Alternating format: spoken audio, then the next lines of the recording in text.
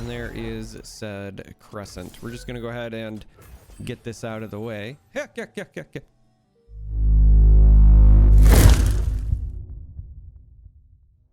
For today's video, we're going to start with a deck explanation up front. So if you want to jump ahead straight to the games, you can do so with the time tags. Also, just going to do the normal reminder stuff now. Consider subscribing if you have not. Deck code and link to Mobalytics will be in the video description. I paused there because I'm not sure if you'll want this deck code, but we're gonna dive into the list and talk about it. Today's list is entirely meant for fun. This is not a climbing list. I got an idea last night on stream and I've beat my head against it, and try as I might, there's just not a way to make this consistent enough yet. I'm curious to see what comes out in the future. I will always kind of keep this combo and interaction in the back of my mind, and it definitely has its faults and I will talk about them, but I had an itch and so I needed to scratch it, and so I'm just going to be upfront. This list is fun when it works. It's very satisfying. It will annoy the heck out of certain opponents, but it will also just simply not work a large amount of the time. So you need to know that up front. This is not a climbing list. I want to be explicit. I want to give you proper warning. I don't want to mince my words. Like, this is not a climbing list. So with that in mind, we're actually going to start at the bottom of the list before we go through it, because our entire deck is centered around 2 cards and the way they interact. Out of the way. We're running 3 copies of Out of the Way because you want this and you want to be playing it on turn 3 as much as possible. And that's the problem, because the longer the game goes without you finding Out of the Way, the worse off you're going to be. So you need to find Out of the Way, and you have no way of guaranteeing that. So you're going to lose some games when you don't find Out of the Way, but you want to play Out of the Way because it makes all of your buffs permanent with the exception of Barrier. And though it says except Barrier, it also does not make Spell Shield permanent as well. But we want to play Out of the Way. The second card in the combo is Survival Skills. Now you can hard cast this, but we include some discard options so that you can activate it on a single target as well. In many cases, because of how cost effective it is to do so, that's usually the best way of winning. But Survival Skills says allies can't drop below 1 health this round, but if you've played Out of the Way first, that makes it permanent. And so, as I said, when it works, you will annoy the hell out of your opponents. They will not be happy staring down what is likely going to be either an elusive unkillable unit, a lifesteal unkillable unit, or maybe a whole board if you've hard cast it. So the deck is centered around us trying to play Out of the Way and then Survival Skills. The rest is pretty standard Noxus and Targon fare. So going back up to the top of the list, we have 3 copies of Spacey Sketcher because this is a discard activator. And so when you talk about ways to play Survival Skills with the discard option, Spacey Sketcher is up there. Spacey Sketcher is also nice for getting rid of the 2nd or 3rd copy of Out of the Way if you do happen to get unlucky and you draw multiples. Usually I'm struggling to find the first one, let alone multiples, but in the off chance you've drawn 2 or 3, then you can pitch them with your discard options like Spacey Sketcher. We're running Zoe. Last night on stream when we were trying this list out, I was going back and forth.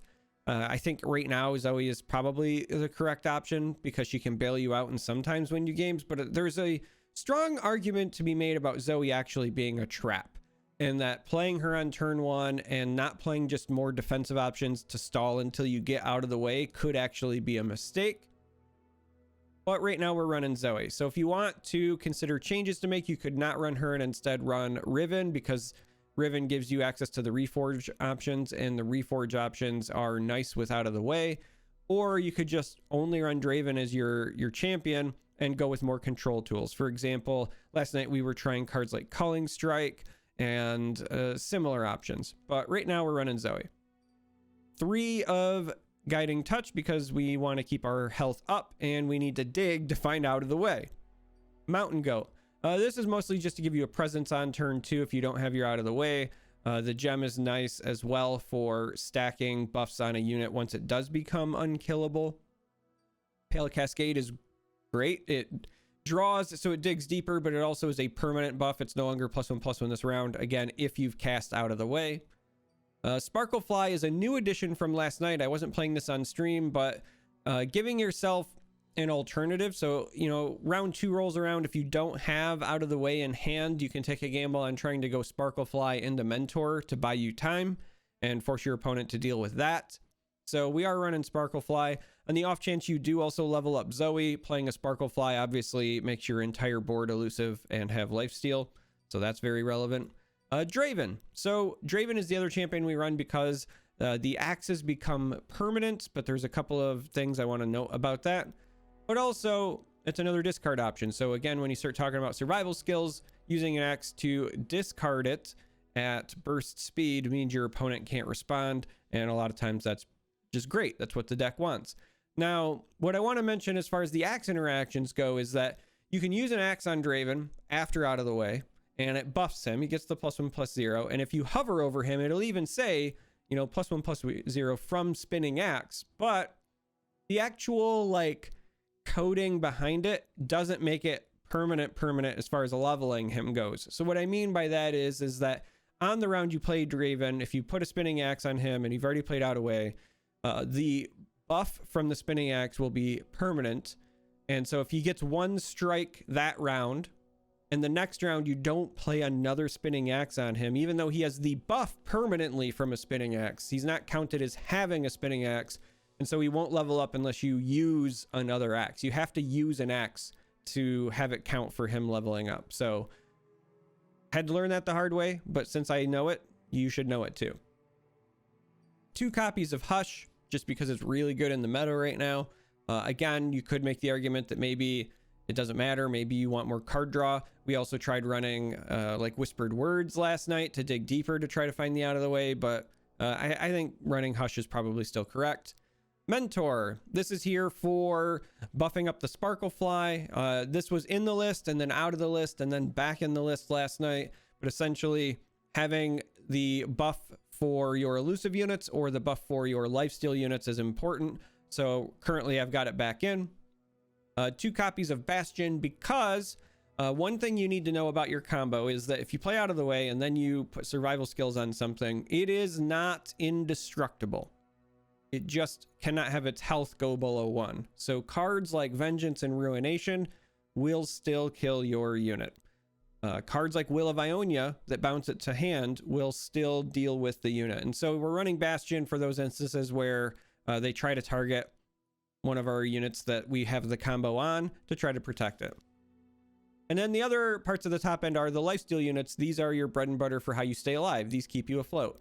Sunforger is the big one because if you've played out of the way, preferably on 3, right? Like your ideal opener is Zoe on 1, you pass on 2. That spell mana lets you play out of the way on 3 into a Sunforger on 4 because the Daybreak will give him lifesteal, but then it becomes permanent. So you just get a 5/4 lifesteal. And then in future rounds, whether it's through discard or hard casting, you play survival skills, and then you just always have this lifesteal unit hanging out. So at that point, you can usually stabilize against most aggro lists because a lot of them are not running hard removal. It's usually damage-based removal, and you can kind of win that race. That's the goal. The problem is that just doesn't happen often enough to be consistent and actually let you win consistently, but it's really satisfying when it works. The Fangs is just another lifesteal unit, access to invoke, etc., etc. You kind of know the drill. If you've already played your combo, then getting more access to Spell Shield can be nice. If you have not yet played your combo, even just finding the 2/2 dog to dig deeper can be a really big help. And so we're running Fangs. And then that's the list. I tried this a bunch of different ways. I tried it with more of the Reforge stuff in. So we tried it with Squire and Runeweaver. We tried that because being able to make the blade buffs, so Overwhelm, Quick Attack, the +2/+0, making them permanent post out of the way was really nice. But if you don't play out of the way, it was really lackluster. Again, it all comes down to whether or not you find out of the way with this list, unfortunately. But you can try that. Another thing that I tried earlier today was instead of Mentor and Sparklefly, I was running more Invoke cards. So I was running Star Shaping and Solari Priestess. That one was also fine.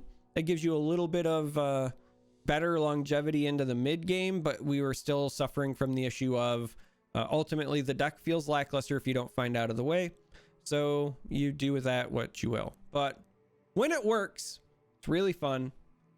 And as we get more cards in the future, I will keep this interaction in mind. At some point, I might also try Out of the Way with Shadow Isles for the Kindred spell. I have not yet tried it, but just, you know, if you're wondering what I'm talking about here, it is the Lamb's Respite. It's basically the exact same concept as survival skills, but this one you have to hard cast. But the good news is this always targets the weakest, and so in that kind of a deck, I would imagine we'd be playing, you know, targeting for Out of the Way, which means we'd be playing Zoe. And so you'd Out of the Way, play your Zoe, play the Respite, so that Zoe becomes unkillable, and then she becomes your win con. Because you're in Shadow Isles at that point, you could also be running things like Glimpse to dig deeper, and you have just better overall card draw.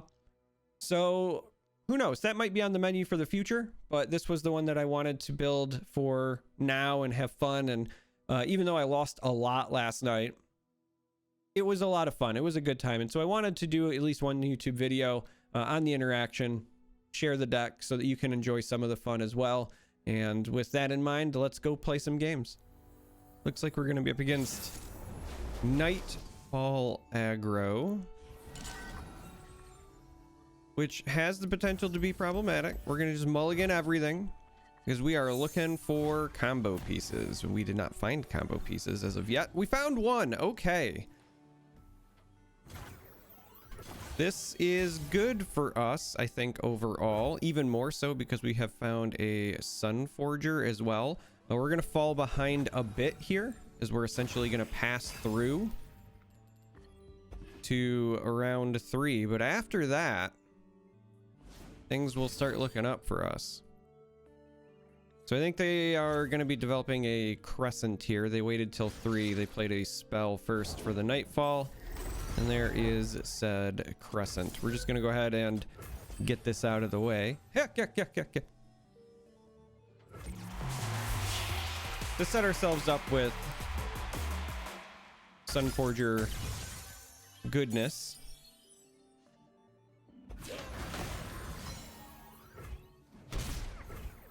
At this point, we are kind of just waiting to find a survival skills to stick on one of these two. But we will, in fact, start with this.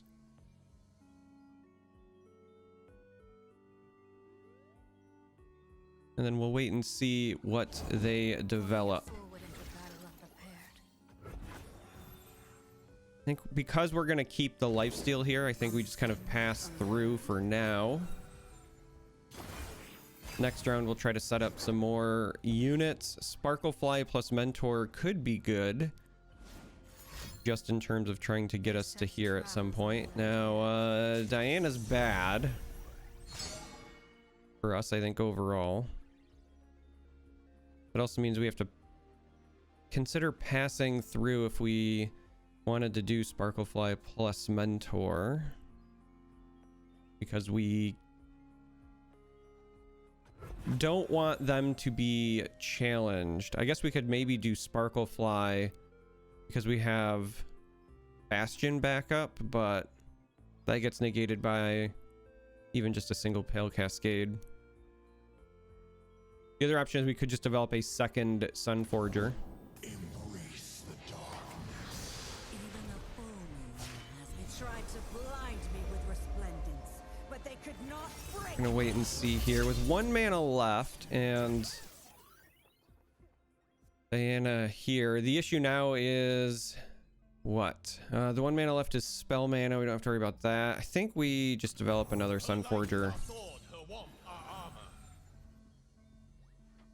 as a potential deterrent.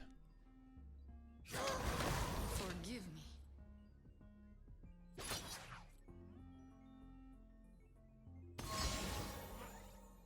So we just let this happen. This is actually pretty favorable considering how bad the board state is.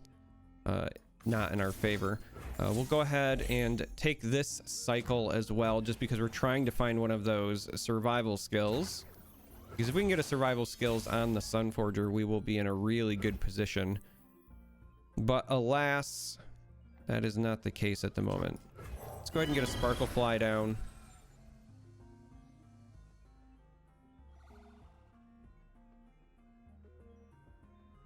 They still have a lot of cards in hand.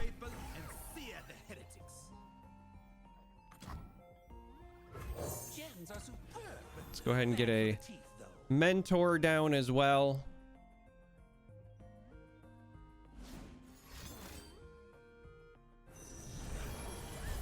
Interesting.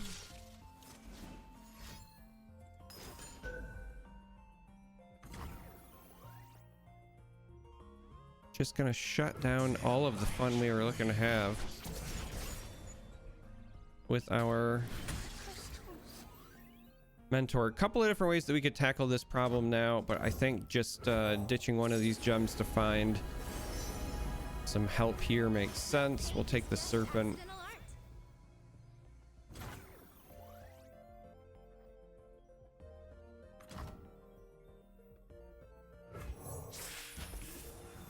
Our big concern at this point is simply that Nocturne is going to level up when they attack this next round. And we don't have any good ways to deal with that.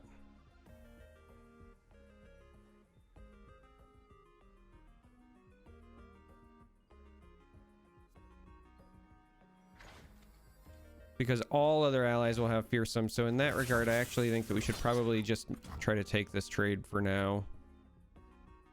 You could argue that maybe you keep this because we do have Pale Cascade, but if they take the open attack, that is also problematic because we don't get to cycle it at that point.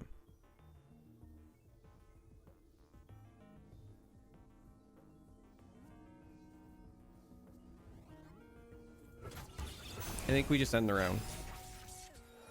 Could go either way on that. We did finally find our survival skills. So if they play something, and they did, we will happily play the Draven, because that means that we can now ensure that this is good to go.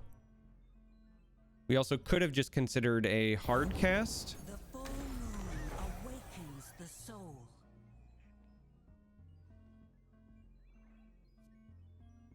I think we want a goat here.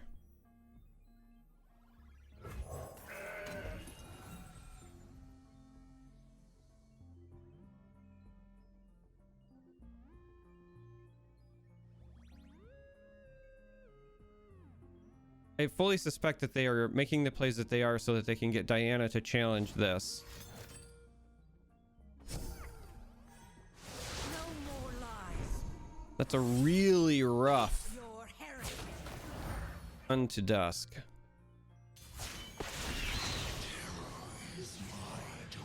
We do still get a couple of blockers here. That was rough. We could also, I guess, not get a couple of blockers. If we don't care about the value trades, we could block into Nocturne, but if they have one more Pale Cascade, that's problematic. So I think we still are supposed to go with blocking into some of these bigger ones. Let's start with let's put the axe on Draven, just because this might still help as far as trying to level him, so that we can assign that as a blocker there. And let's go with a Pale Cascade here, which I think we still just want to give up like that. Again, I kind of wanted to get rid of the Nocturne, but it's not going to work out. They did in fact have a Pale Cascade, so we're going to lose the Draven as well. Bit of a shame, but we survive.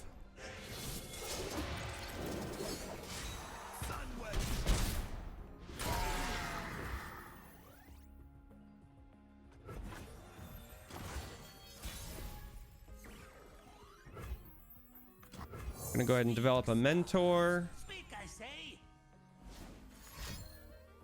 Her flowers bring the moonlight with them. And this time, if they try to shoot the Mentor, I think it's worth using the By the moon's crescent Bastion.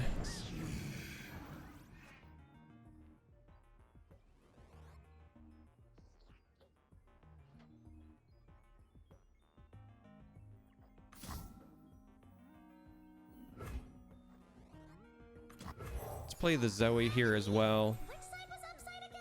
Whichever way the paint drips, Zoe.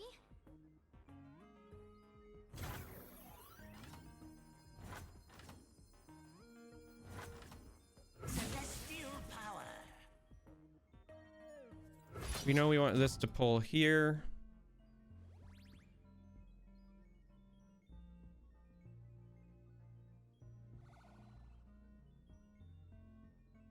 I suppose the real question is whether or not we actually want to use these gems.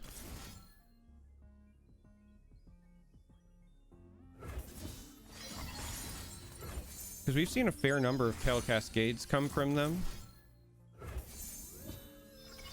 And so I think that actually something like this is a bit better use of our gems. You leave me no recourse. We get some health back unless they have like a glimpse for this or something that denies the strike. But this is the important piece. Hush is problematic. Oh, they are going to go that way. As would be like Moonlight Affliction, but they're just going to deny the life steal. We will be Which is a good move for them.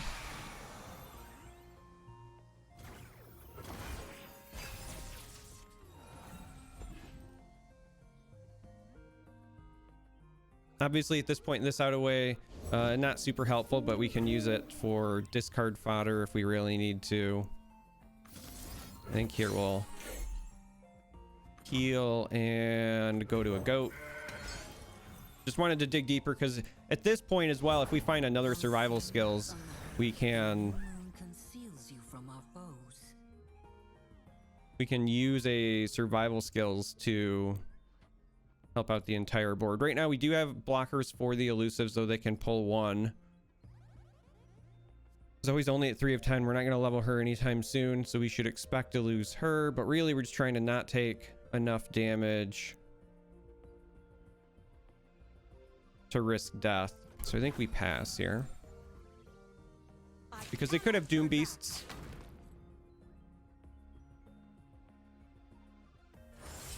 And so the Sparklefly does No more lies. get pulled. Face your heretic.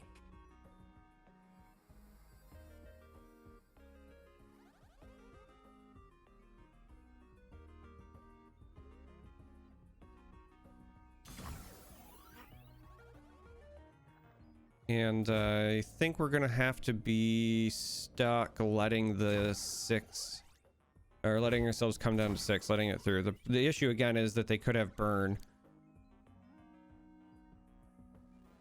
If we block, we go to 8, and then they won't have enough burn theoretically to get to us. But if we don't block, we have Mentor the Stones that could theoretically get this high enough to block and survive one of these, but then Diana pulls it the next time around. So I think that in this case, just to avoid a triple Doom Beast, or even if it's a Doom Beast into like 2 Unto Dusks, whatever the case may be, I think that you only want to take the 2 damage here.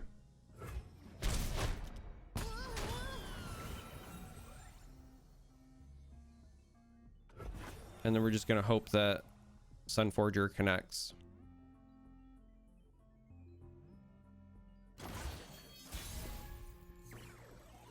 Or we can top deck another Sparklefly. That works too.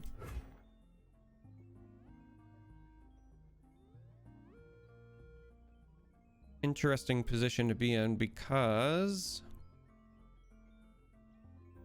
we almost want to pay the mana to cycle this. I think we're going to. It's an expensive cycle, but if it digs us deeper and stalls a bit so we can see what they do. Hush is a welcome addition. We don't have enough to also play it, but it's a welcome addition.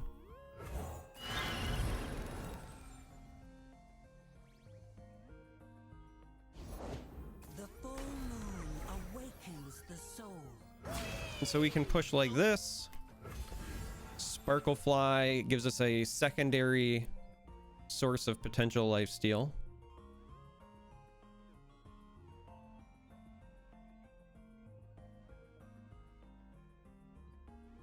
They have 2 cards in hand, but this is looking like we may have actually stabilized. You find the combo, you do what you gotta do. In silver light. This could be them digging deeper. Meet destiny.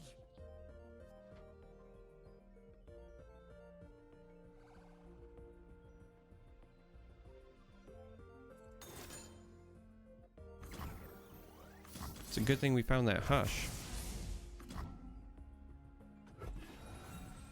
So the atrocity obviously still hurts us and again denies the lifesteal here, but we at least get this amount back.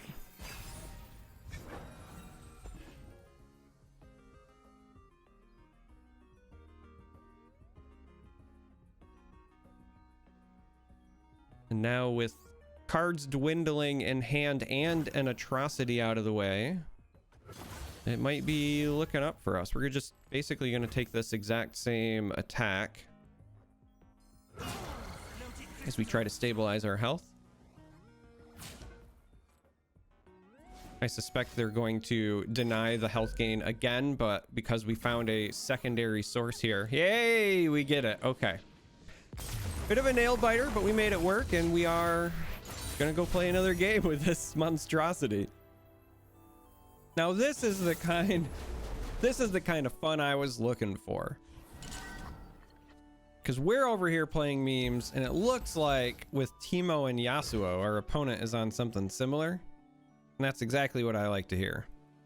Now we don't have any of our combo pieces. That's not what I like to hear.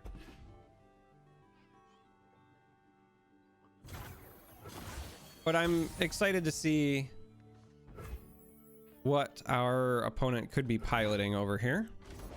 Think you're fast? Cute. I mean, it's possible that it might just be standard Yasuo shenanigans. But the inclusion of Piltover and Zon has my interest. We'll play a goat. Maybe it deters the Blade Twirler. Will play my part.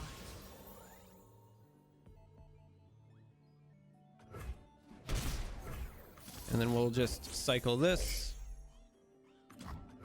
Still no out of the way. But we keep it rolling.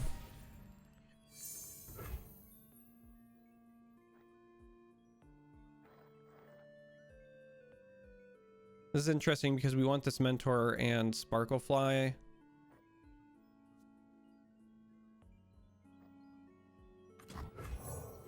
I think we'll go with the Fangs here.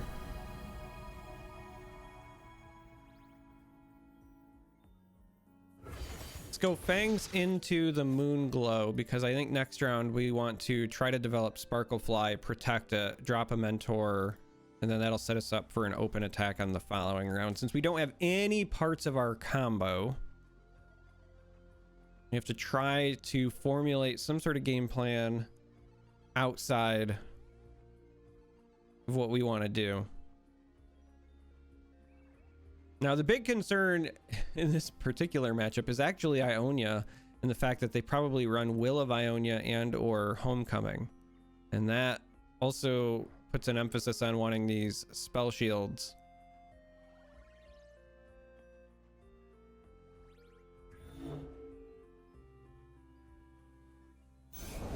Hey, Krabby.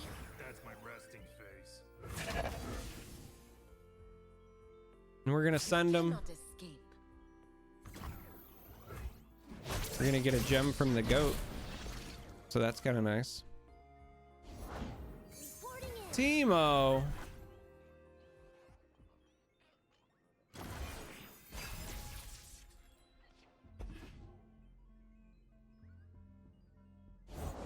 Eyes open. Watch Ranted.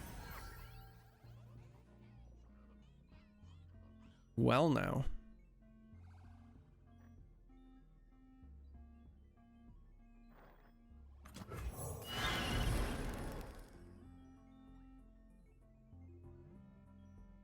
This is going to be interesting. I think we still go with this Sparklefly attempt. Let's move.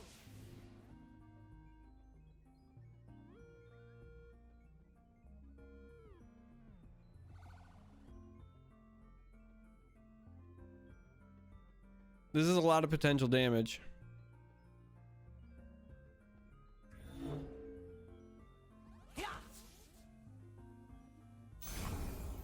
All right, we're gonna fall for whatever their bait is.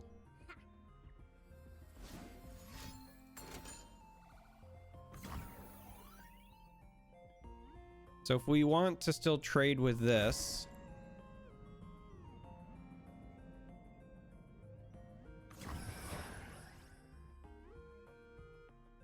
I mean, we actually can't. Even Bastion isn't enough, right? I think we just let this go, unfortunately. I dare you.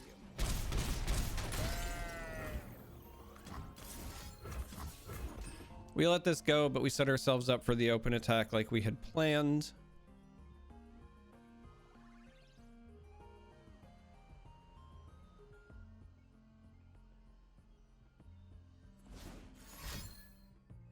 Another day in the field.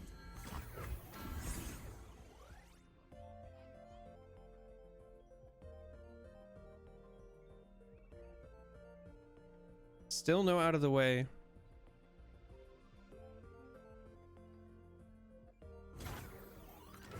Looking into the future, I see purple.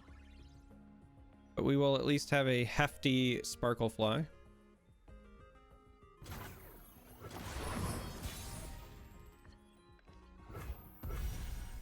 Floaty crystals.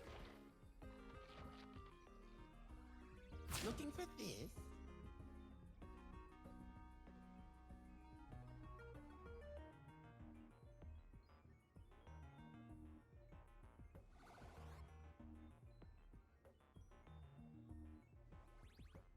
Our hand is about to get pretty filled with gems. So we actually might use one of these Sketchers to pitch one. And then maybe also play a Zoe.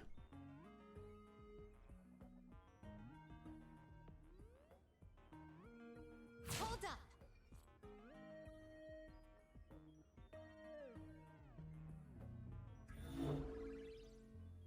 Wonder if we're about to have the return treatment placed on us again.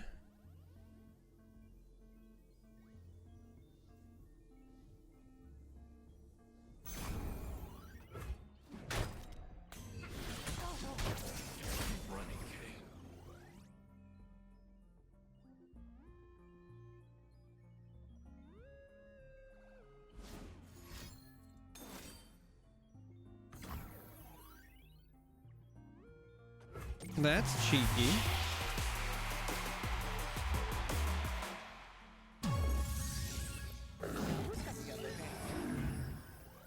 So they're just casually dropping triple Teemo over there.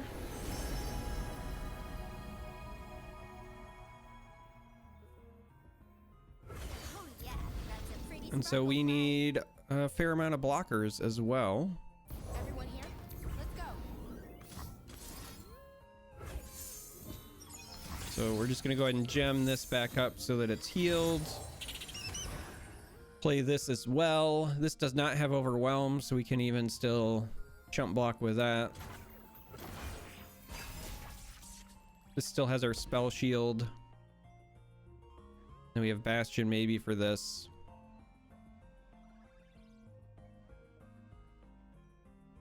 At least one Teemo is connecting here though.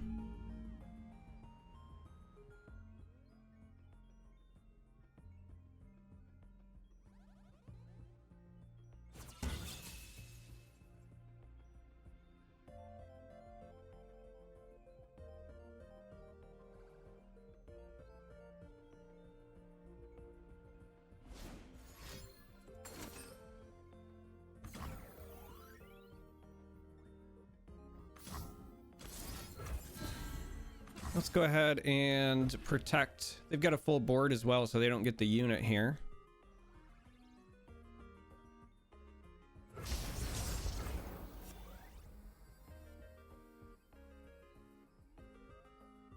I think I want to keep the 3 mana for the Hush. Zoe was a consideration, but I think this is fine for now. At some point we're going to Hush block this, but I'd like to get rid of a couple of Teemos first.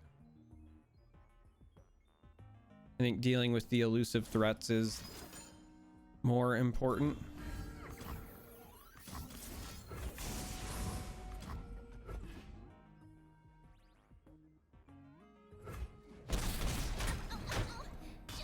So we save our elusives, get rid of theirs. It's a good start.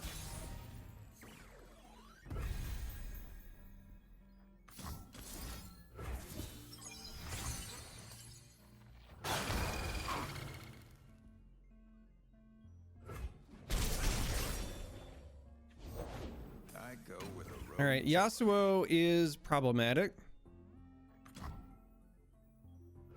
I have the best job. So I think here we're gonna play Draven. Actually gonna get rid of this. See what we can find here. Crescent Strike looks good, even though I expect the open attack. This gives us some flexibility.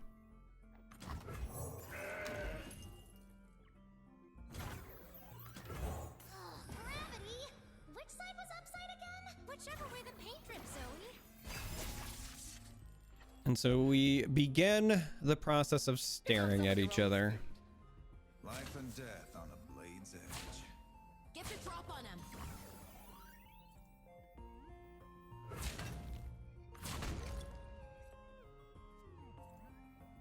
Hold still.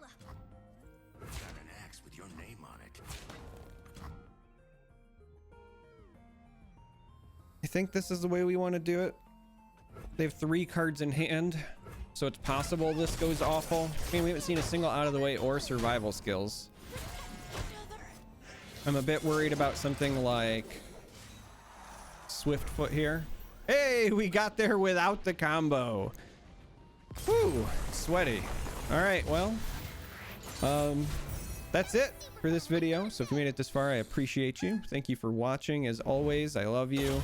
Yes, we were at the bottom of Masters, but this is a deck that you lose a lot with. I'm not going to sugarcoat it, but it's satisfying when it works, specifically when you do get the combo. So maybe if you want to goof around, if you want to play something in normals, or you're like me and you're at the bottom of Masters and you kind of just want to do some unique things, this could be a list for you if you like winning 1 out of 10 games. But anyway, thanks for watching, and until next time, may you walk on warm sands.